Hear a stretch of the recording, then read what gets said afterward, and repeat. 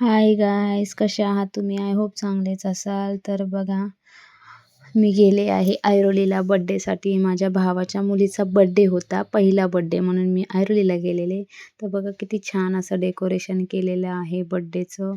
खूप छान डेकोरेशन, मला डेकोरेशन खूप आवडलं.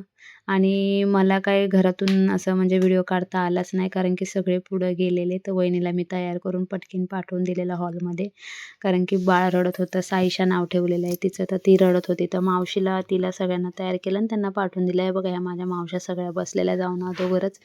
ही माझी पुण्याची मावशी पण आली. परत वहिनीचे रिलेटिव्ह सगळे भरपूर जण आलेले बड्डेमध्ये. छान असा बड्डे झाला आणि गिफ्ट्स पण खूप भेटले आमच्या बाळाला, साईशाला.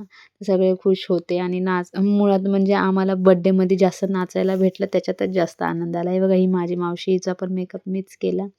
तर खूप छान प्रकारे बड्डे झाला. कुणाचं किरकिर नाही, काय नाही, व्यवस्थित बड्डे झाला.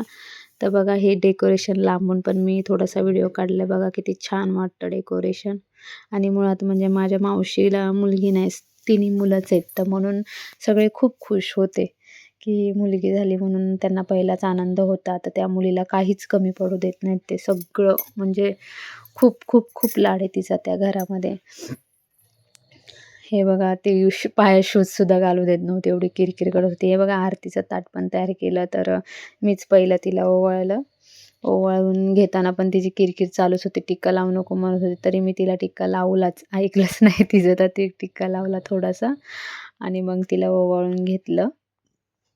ओवाळता पण तिची किरकिर चालू होती, म्हणून थोडा वेळ थांबले. तर बघा, असं ओवाळून घेतलं आणि 5 बायकांना पण बोलवलेलं ओवाळायला, पण ती काय ओवाळू देणार नव्हती, म्हणून सगळ्यांना म्हणलं एकदम हात लावा आणि एकदम ओवाळा. तर तेवढ्यामध्ये जास्त रडत होती म्हणून मावशी आली तिला घ्यायला, जास्त रडू देत नाही म्हणून. मग मावशीने घेतलं, थोडंसं शांत केलं तिला.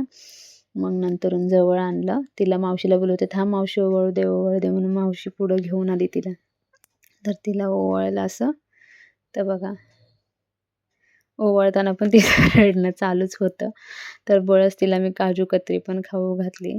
नंतरून 5 बायकांना बोलवलं आणि ओवाळून घ्या म्हटलं.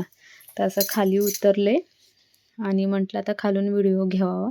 तर खाली ते बघा असे ते हे लावलेले होते, पाऊस उडतात ना असं, केक वगैरे कटिंग करताना तसं लावलेलं. त्याचा बघा मधातच असं ब्लास्ट झाला, असं जोरामध्ये फुटलं, असं अंगावरच आलं ते, नशीब भाजलं नाही.